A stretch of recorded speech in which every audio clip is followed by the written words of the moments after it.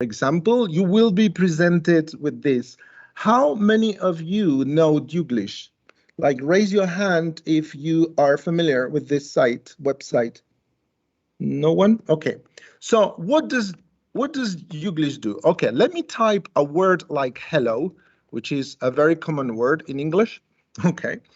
And if I type a word, actually two L's, if I type a word on the search box and then click on say it, the website will give me examples, And she will give me examples of the word hello that are found on YouTube videos.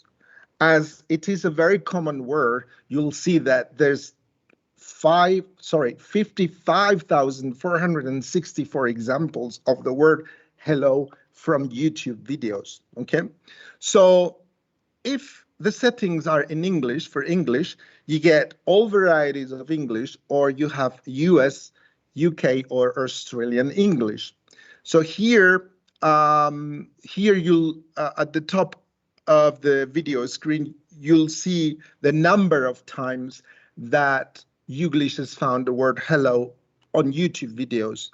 If I scroll down a little bit, then you will see some buttons here, replay, if I want to replay the video, or play, or if I want to move on to the next video, I can change the settings of the speed.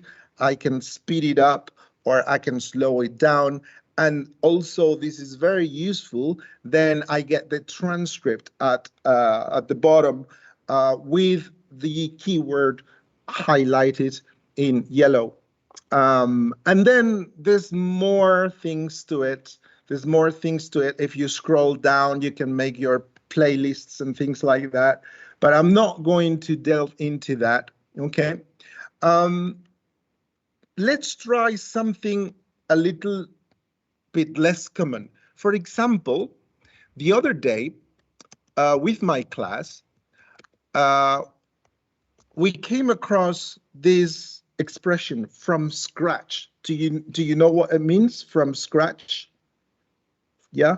Okay, like from scratch, like to cook from scratch. If you cook from scratch, then you buy the ingredients, fresh ingredients, and then you cook, let's say, Spanish paella. Okay, you buy the rice and you buy the fish and you buy the seafood and you buy the saffron, and then you cook from scratch, olive oil, garlic, whatever. Okay, to cook from scratch. If you learn a language from scratch, that means that you learn a language from zero. You have no prior knowledge of the language, and then you start learning the language from zero, from the very, very basics. That's to learn a language from scratch. Let's have a look. Let's have a look. This time from scratch appears 5,664 times. Let me play it. When Build It From Scratch shared their prototype with the group whose beepers would have to go off in the middle of the night if something went wrong with the website, they heard loud and clear about the limitations. Lego art is a Lego experience where a piece of art can be built from scratch. You can,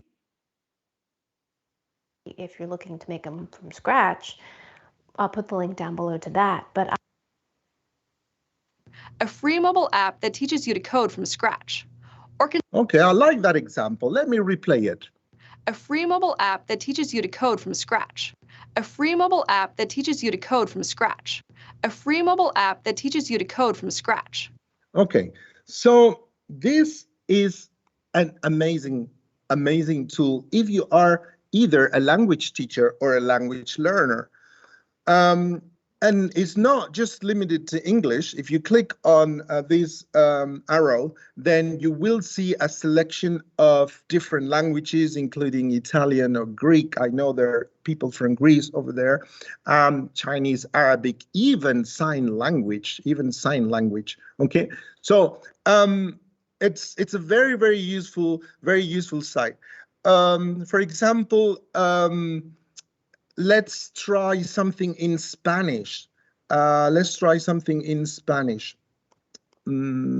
Okay, Let's try. Do you know the expression de Pascuas a Ramos? Does anyone know what it means? De Pascuas a Ramos? Okay, one hint. If you use inverted commas, then it will grab the whole expression. So you can look for isolated words, just one word, or you can look for more than one word, but then you would have to use inverted commas, comillas, in Spanish. Okay, so here we have the Spanish version and Latin American version. Let's say if it finds examples from the Pascuas a Ramos. The Pascuas a Ramos means in a blue, like once in a blue moon, you know? Okay, one example. Madrid porque venían de Pascuas a Ramos. Venían pues una vez al mes. Madrid porque venían de Pascuas a Ramos, venían una vez al mes, yeah? They came once in a blue moon, once a month. Venían de Pascuas a Ramos. Venían pues una vez al mes. Madrid porque venían de Pascuas a Ramos. So imagine yourself, if you're a Spanish teacher teaching Spanish, or you are an English teacher teaching English, and then that expression comes up in the book, in your course book, or maybe you elicit it, like the students are engaged in conversations, in some language practice, in conversation, and then you suggest that expression, de Pascuas a Ramos. There's a good expression in Spanish for that, you know, once in a blue moon. And then you go to the board, you type, if you have a board, if you have a projector and a board in the classroom, like many teachers have, and it's more the case, you don't need an interactive whiteboard, but at least a projector and a screen and an internet connection, obviously.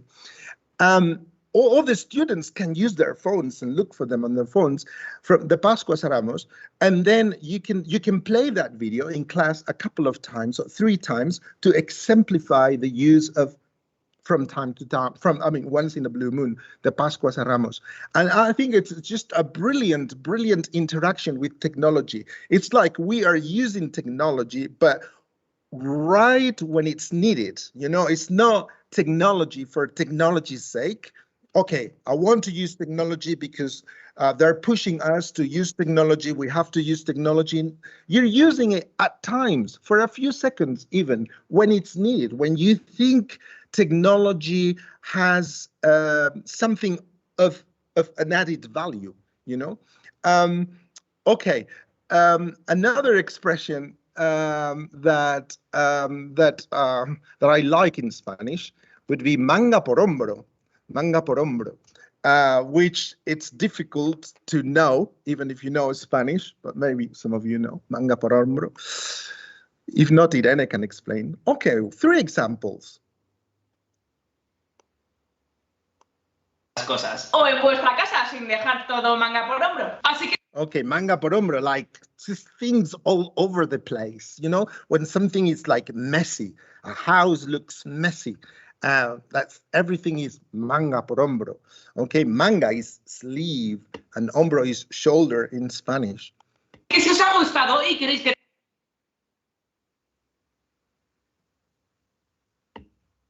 Rosa tienen el ayuntamiento manga por hombro y esto es lo que estamos. Okay, el ayuntamiento, town hall is a mess. ¿Tiene el ayuntamiento manga por hombro? The town hall is a mess. Okay, manga por hombro. So Youglish is fantastic. It's a fantastic site for teaching as it happens, for students to, you know, if they annotated new words that cropped up in the classroom as homework, they could go home and use their tablets or laptops or mobile phones even, because it works on mobile phones as well, and look for those words, for those expressions, and then just listen to them.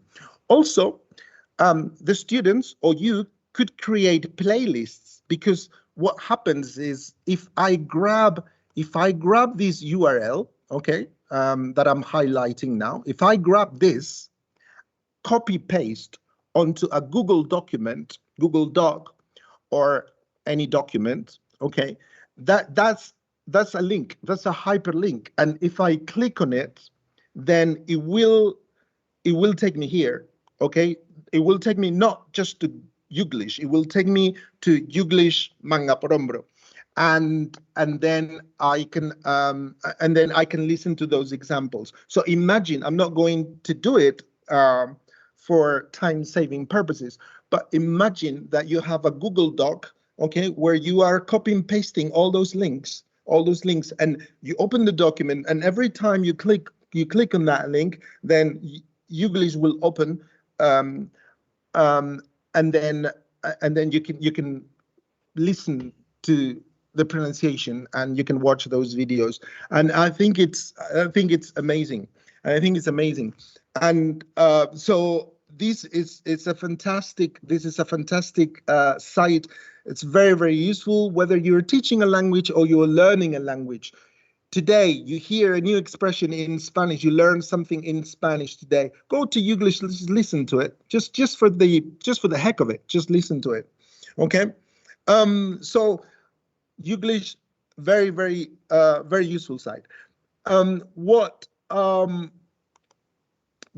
want to, something that I wanted to highlight today, not much theory really, but this is my mantra when it comes to technology integration in the language classroom. I do lots of teacher training related to technology, integration of technology into language learning.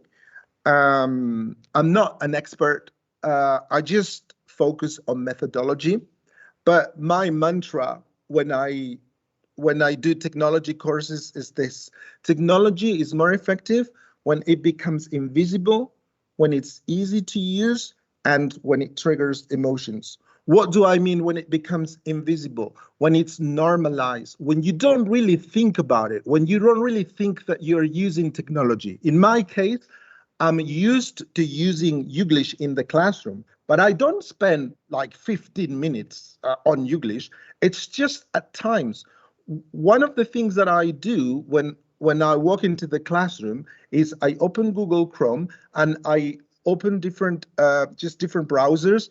It's open there. It's like I'm a kind of DJ where you know what kind of records you want to play or songs you want to play, and then you have them on queue. They're on queue waiting there for their moment. And that's what I do. Oh, I'm going to use Youglish now because I want to show them this expression, because I wrote this word on the board, and then I'm going to show them how it's pronounced. I can pronounce it, but then I can use other people pronouncing it as well.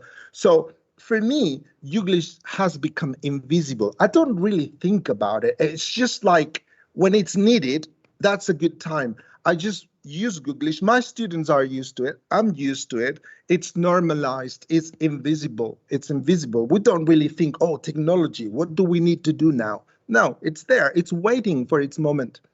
When it's easy to use, when technology is easy to use, and I would add when it's cost effective, when it saves you time, when it's practical.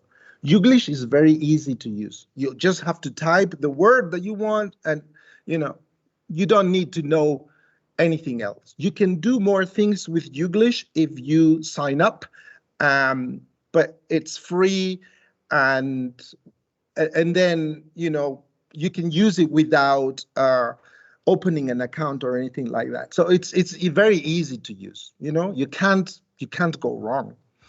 And when it triggers emotions. And I think it's very exciting. It's very exciting to play those videos from time to time. It's very exciting to hear other people, saying, can you think of a technology that you use or that you like?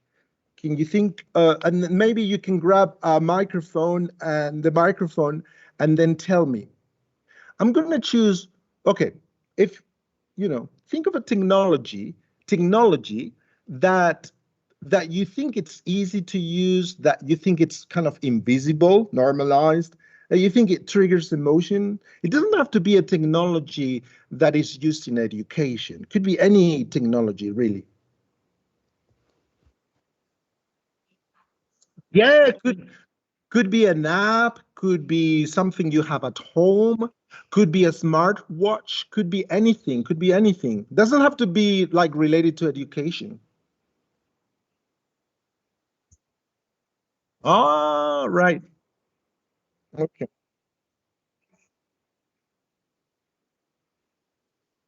Okay, why do you think you use it a lot? Why do you think your students love it?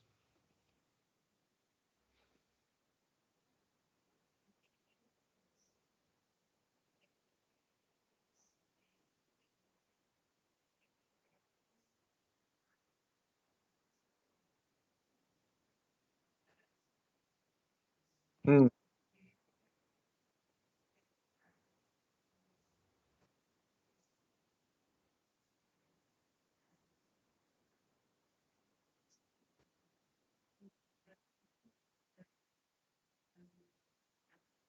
mm,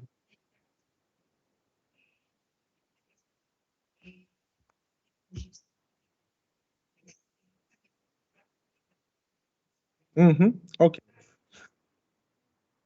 Mm-hmm.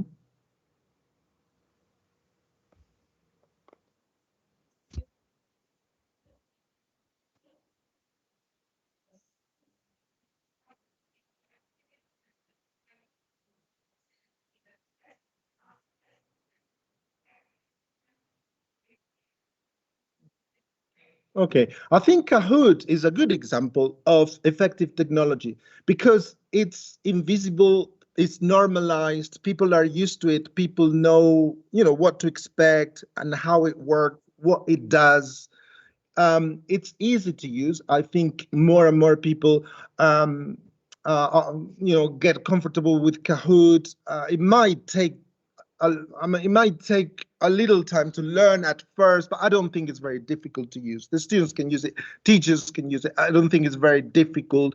Maybe to get the most of it, maybe, but for the very basics, to create a basic Kahoot, then you can add maybe photos, you can add videos, you can add different things. You can spice it up a little bit. But I mean, for the very basics, it's easy to use. And I think it triggers emotions. People get excited. People grab their phones. People want to win.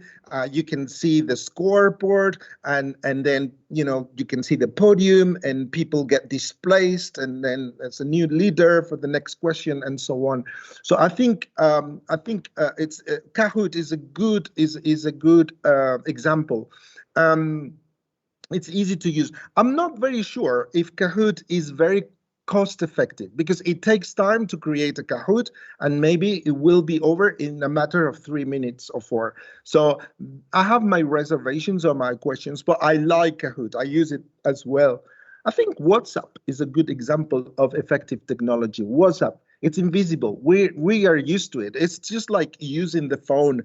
It's actually easier than using the phone. Everyone uses WhatsApp. Everyone got hooked on WhatsApp because it's very, very easy to use, very easy. It's invisible. We don't really think about, we're using high technology here where we can share videos and we can share audios and we can send voice notes, or we can type text, or we can say things, and then it will the technology will convert it to text. We don't really think about it, and it triggers emotions because it's it gives us an open world to YouTube videos and holiday videos and stuff like that. So I think WhatsApp is another good example of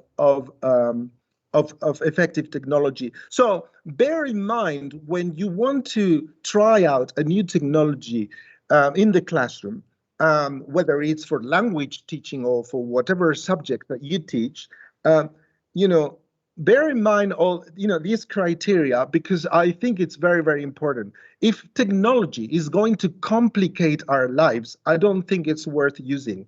If it's gonna be time consuming, if it's gonna take time for the students to get on task when you're using it in the classroom, if it's a nightmare to learn, if it takes you forever to create content, just don't use it. That's why I don't like Moodle. You may know how to use Moodle. For me, it's too sophisticated. It takes too long to learn, and I'm not happy with Moodle. I'm not saying that it's a bad technology. or a bad tool. Don't get me wrong. It's just that I don't want to use it for the reasons that I have stated. Okay, second thing I want to show you, Twitter. Twitter, again, you can use Twitter in the classroom or at home to, again, look for words, for chunks of language, okay? There's this, again, I'm going to use this Spanish expression. You're learning a lot of Spanish today. Okay, I don't know if any one of you knows the expression a pillar el toro, nos va a pillar el toro.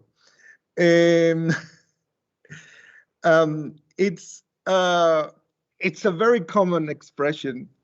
It's a very cultural thing because of bullfighting in Spain. Basically, if you say in Spanish, nos va a pillar el toro, toro is a bull, and pillar is like catch up. Okay, the bull is gonna catch up with us. The bull is gonna get us. And that refers to bullfighting, where in bullfighting, the bull will try to charge the bullfighter and get the bullfighter.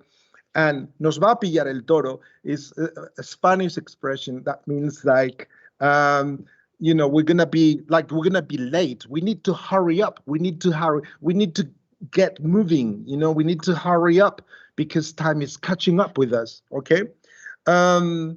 So again, imagine you're teaching Spanish. I'm gonna look for English examples in a minute. Okay. This one says, me va a pillar el toro con el proyecto, lo veo venir. Okay, I'm gonna be late with my project. I can see it. You know, I'm gonna be late with my project. Okay, and then you'll have to sieve through, kind of scroll down to kind of, but I like it. I like Twitter because then you will see photos as well, like a photo of a bull. So it's visual again as well. You get the visual input. Okay. I like this one. A mí esta vez no me va a pillar el toro. I'm not going to be late this time. Rafa, one day before he's due to turn in his project, and then he still has like 30% left to do. I want to die. Quiero morir. Okay. ¿Me va a pillar el toro? Seguramente. Am I going to be late? Most likely. Okay. All right. So again, lots of examples on Twitter. You can use Twitter as a language learner to look for things at home, or as a language teacher to exemplify language use in the classroom. Okay. Let me look at a cheesy film. Okay. A cheesy movie, rather. Cheesy movie. Okay. So that's something that cropped up in the English classroom the other day. A student was saying, like, can't remember what movie it was. We were talking about movies, and the student was saying, like, oh, that movie is bad. It's just cheap. It's, you know, it's not low budget. It's just like too evident. And I said, oh, that's an expression for that in English, a cheesy movie. That's a cheesy movie, that kind of movie that is not like low quality, very predictable, maybe low budget, a cheesy movie. So what did I do? A cheesy movie. Let me go on the board and let me type it on Twitter and see what we come up with. Let's find some examples. We had listening earlier. Now we have reading. Okay. And then again, as a teacher, you'll have to like kind of be quick and read more quickly than your students. Okay. Could be cheesy movie. Could be a cheesy soap opera. Okay, I like this one. I can't believe I'm crying over a cheesy movie, you know? So what Twitter does is it provides a context, like kind of situation, a context, and something that is very important as well, it's cotext. So there's context with an N and cotext. Cotext is the kind of words that seem to like be near the keyword. So the keyword or key string of words, it's a cheesy movie. So to cry over a cheesy movie. So you get 2 for the price of 1, because you get a cheesy movie. I've explained what a cheesy movie means, but also, okay, let's have a look at some examples. I can't believe I'm crying over a cheesy movie. So cry over a cheesy movie. That's a good expression to learn. And then you can ask the students, okay, when was the last time you cried over a cheesy movie? Have you ever cried over a cheesy movie? And you can generate some discussion. You can generate some conversation. You can make things lively in the classroom. It's not just vocabulary. It's vocabulary and grammar. Cry over a cheesy movie. It's vocabulary and grammar and conversation, if you can think of conversation questions. It's also listening, if you look for this thing on Youglish, for example. Okay. Let me see if I can find another good example. Okay, watching You Got Served, and boy, that was such a cheesy movie, but I know it by heart. I don't think it's a good idea to have a look at 7 different examples. Maybe 2 good examples at a time, it's good. So boy, that was such a cheesy movie, such a cheesy movie. So it's not a cheesy movie this time, it's such a cheesy movie, but I know it by heart. To know something by heart, you know everything, you've watched it so many times, or you have such a good memory, I don't know. So I love Twitter for that reason. So you can use Twitter or Youglish for teaching as it happens, to show, to clarify language. Twitter will provide you with intensive reading. There's extensive reading, reading a graded reader, for example, a whole book or a few pages. And this is intensive reading, just reading a couple of lines, looking at language with a microscope, you know, kind of being scientists with the language. It promotes critical thinking. And last but not least, provides drilling and repetition for self-study, drilling and repetition, you know, because you get to see it so many times. And again, you could create your own playlist. If you grab, I'm going to highlight it here. If you grab this URL, okay, copy paste onto a WhatsApp group, or copy paste onto a Google Doc, copy paste onto like a Moodle page or whatever, then it will be a hyperlink, and if clicked on, then it will open this page. The only thing is it will open this page, but with different examples, okay? Because this was from May the 17th, this is from May the 22nd. But if you look for a cheesy movie a month from today, then you will have fresher examples, newer examples, okay? So I think Twitter is very exciting to use in the classroom as well as a language teacher, but as a student, language learner, then it's very, very useful, very practical. It's very engaging, okay? Okay. Are you tired? No, am I tiring you? No? Okay, right. Third thing that I wanted to show you is Padlet. Are you familiar with Padlet? Raise your hand if you know Padlet, if you heard about it. Okay, quite a few of you, okay. Padlet. Padlet is a kind of online notice board, okay? Like think about a notice board or a cork board, okay, where you put information, but it's online. So in addition to text or images, you can also place links, or you can put video recordings, audio recordings, stuff like that. Okay, it's kind of interactive. And okay, so this is my Padlet with just different activities, different things that I've done over the years, actually. Okay, I don't have time to teach you how to use Padlet because I don't have time for that. But if you're interested, you can like look for a tutorial on the internet. It's not very difficult to use. Okay, it's a technology that is easy to use. Okay, I want to show you this. This is what I did last school year. So that was from last school year. I started a Padlet, and I started a Padlet with my students where for every piece of vocabulary, let's put it that way, for every vocabulary item that we learned in class, outside the textbook. So this is vocabulary that is not coming from the textbook or from photocopies, or this is vocabulary that is cropped up in class. This is vocabulary like is called like off the cuff vocabulary, like spontaneous vocabulary that arises in class, that crops up in class. So for every language item, that is not every language item, but some of them that is cropped up in class, we would put it on a Padlet, and we would look for, I would look for my own examples. So most of those entries are mine. Some of them are from the students. I would, and I told the students, get an example from word reference, from the dictionary, okay, so to make sure that everything's okay. There's no, misspelled words or bad grammar, or, so what we put in the Padlet is correct, is accurate. Okay, so grab an example from word reference from the dictionary, or I would put my own examples here. Okay, so these are things that have cropped up in class. One day, towards the end of the school year, one of my students told me, do you know that we have like 300 and something words of what? I don't know how many, maybe 200, but I know it's a whole lot of them, and this is like useful vocabulary. This is like good vocabulary that sometimes you don't find in the textbooks, because it's like students talking about what matters to them. And the only thing is, like, sometimes they don't have the words.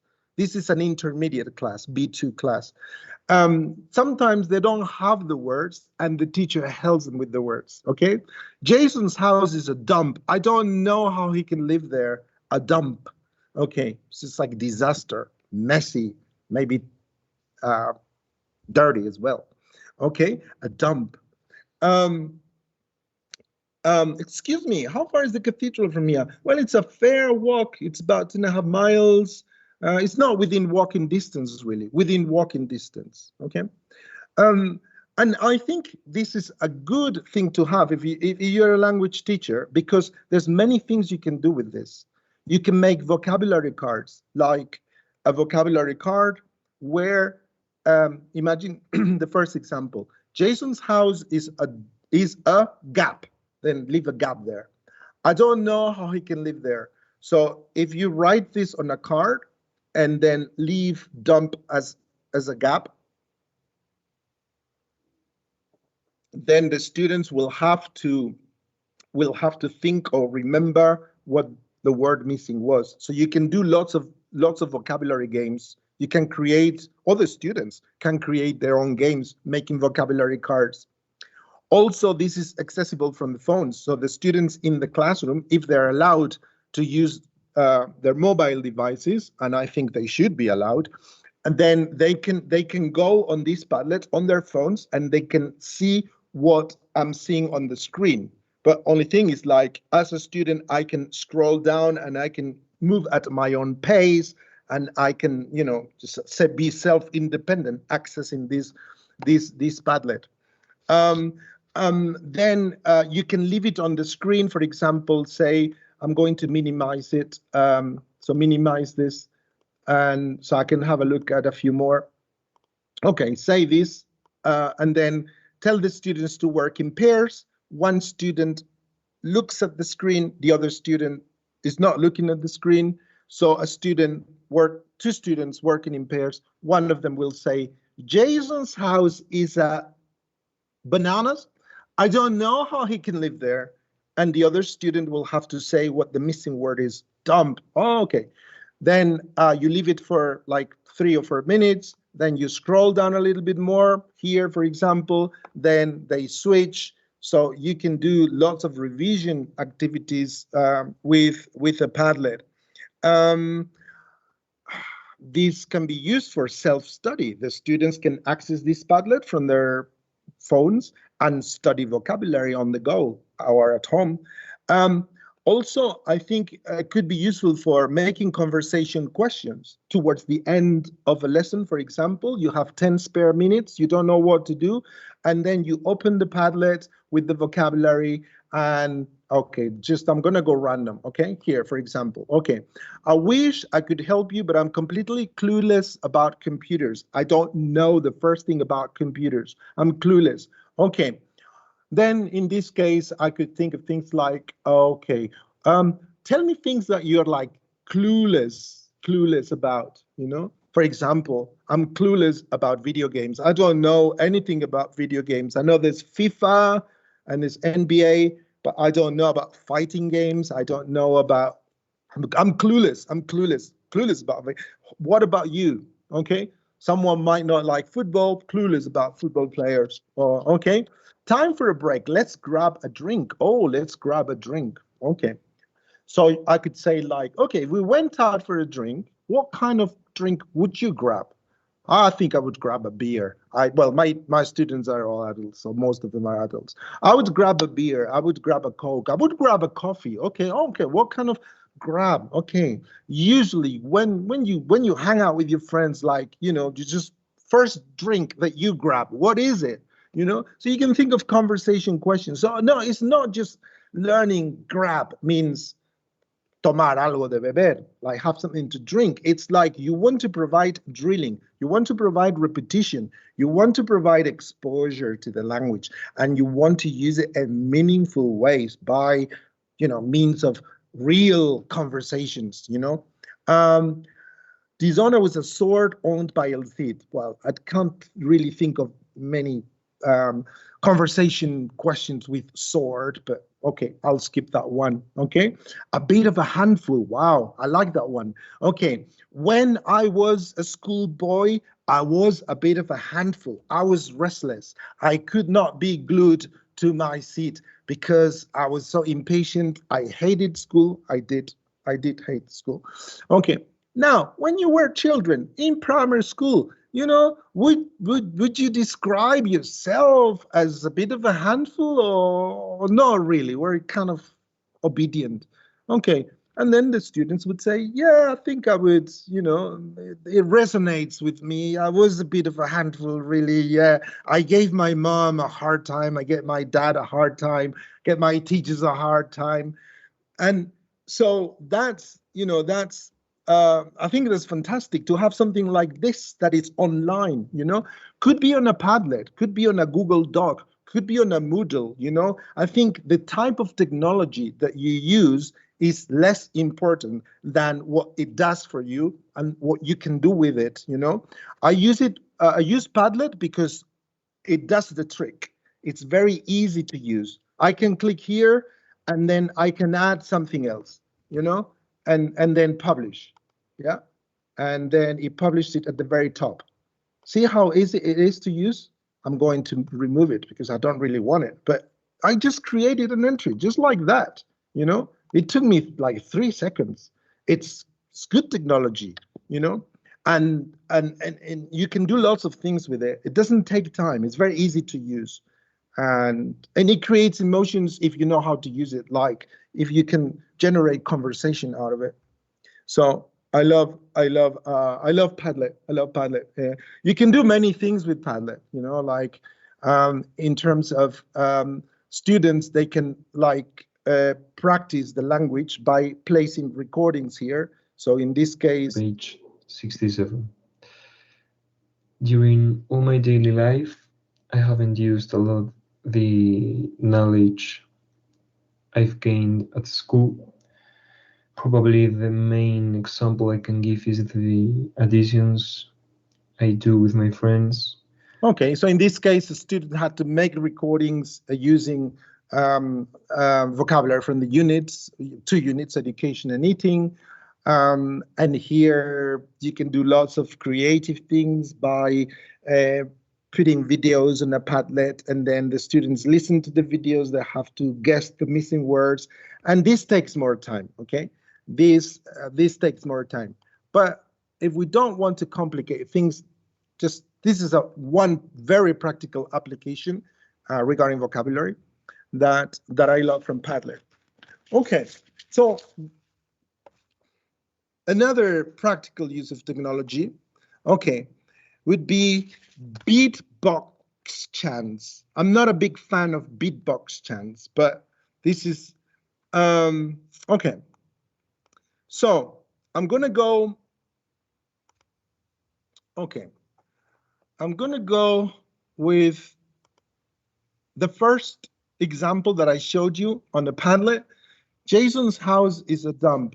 I don't know how he can live there. Okay. And I'm going to do some beatbox chanting to go with it by using a video from YouTube, okay? Which is gonna be this one. So on YouTube, you can look for beatbox instrumental, and then you can find lots of videos similar to this one. I just chose this one. And let me see if I can give you an example. So I'm gonna use dump as an example. Okay, so I'm gonna be a student. I'm gonna be a student this time.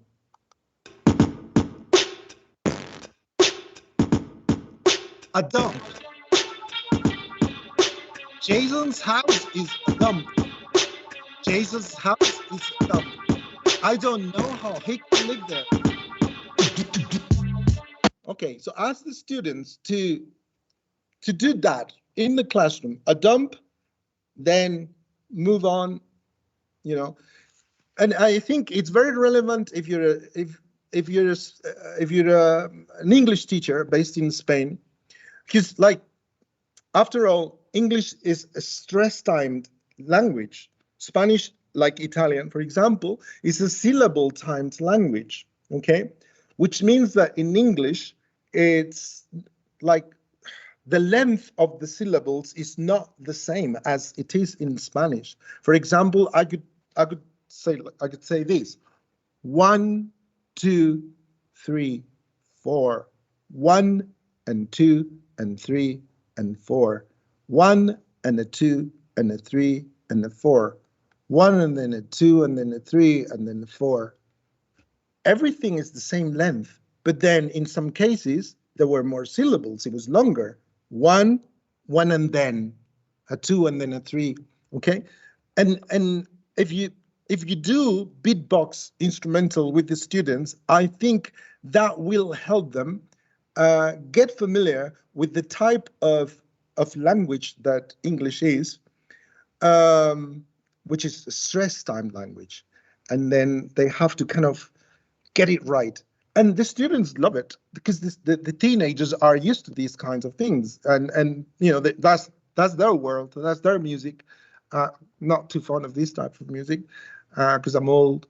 But the students like it. Let me do another example with within walking distance. Okay, so the target expression is within walking distance, and I'm gonna say it's not within walking distance. Really, we'd better get a taxi.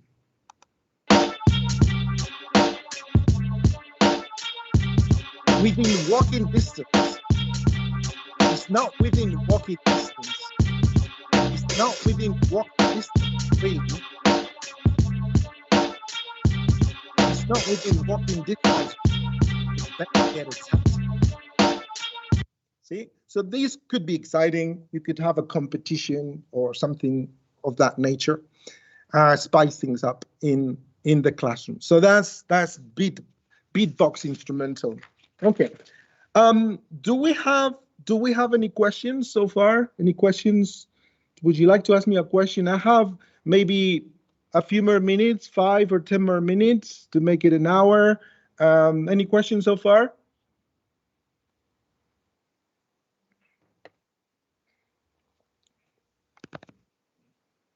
Okay. I'll carry on for 5 to 10 minutes. Is that okay? 5. Okay. 5 minutes. 5 minutes. Okay, 5 more minutes. That's fine. 5 more minutes. I just want to know how much time I have. I know that we started late. Okay, so 5 more minutes. Okay.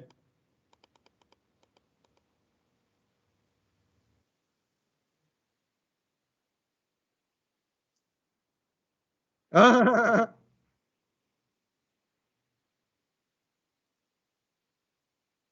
right to me. Thank you.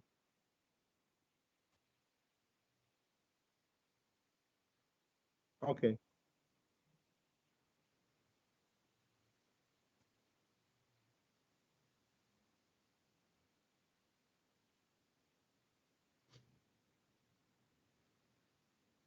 Okay. Okay. Okay. In terms of, okay, if you teach adults, I would say use Twitter.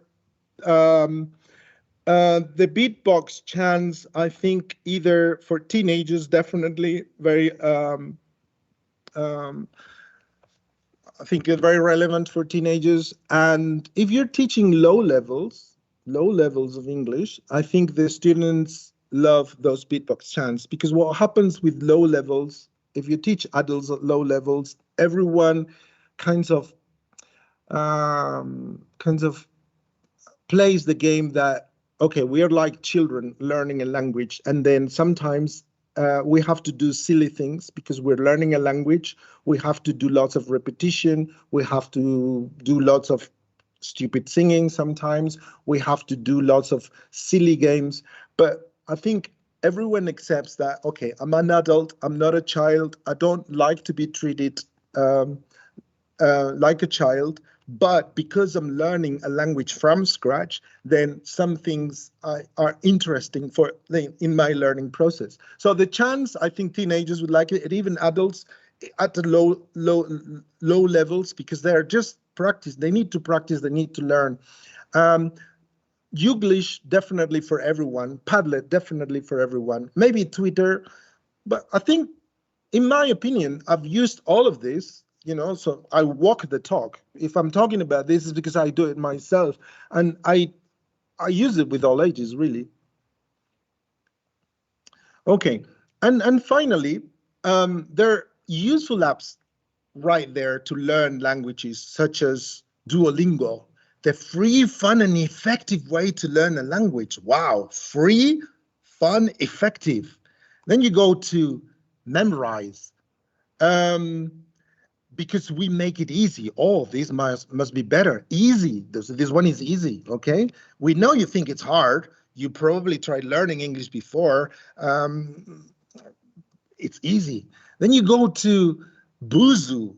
Improve your English online in just 10 minutes a day. Oh, that's even better. So 10 minutes a day. So this one's just like 10 minutes, you get it over with.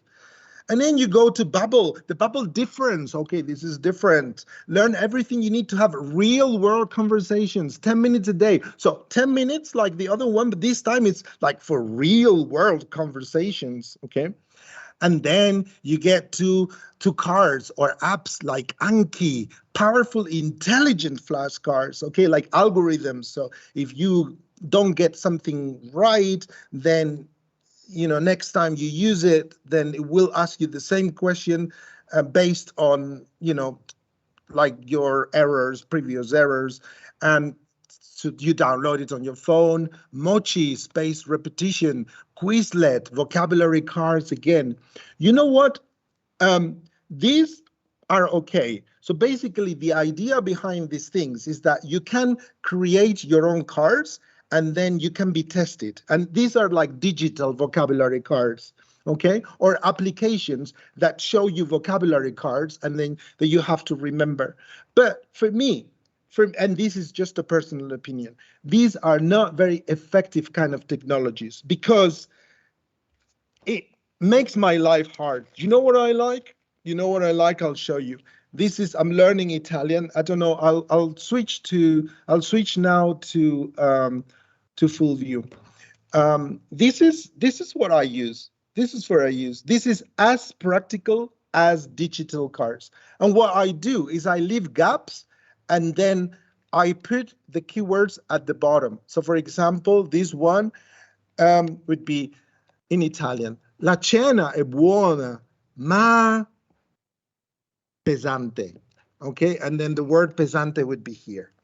And this works fine for me. So just because we can do things digitally, we can use technology, doesn't mean that we have to use it all the time. I use technology when I think it's useful, practical, effective, cost-effective, and easy to use. Makes my life easy, doesn't complicate things. But other times, I don't use technology. Just this is good. And according to research, when you write things down using a pen, you are more likely to remember things than if they're presented to you on a screen. And that's all for me. Hope that you have enjoyed this and you can grab some ideas to take with you, and hopefully I will be meeting you tomorrow.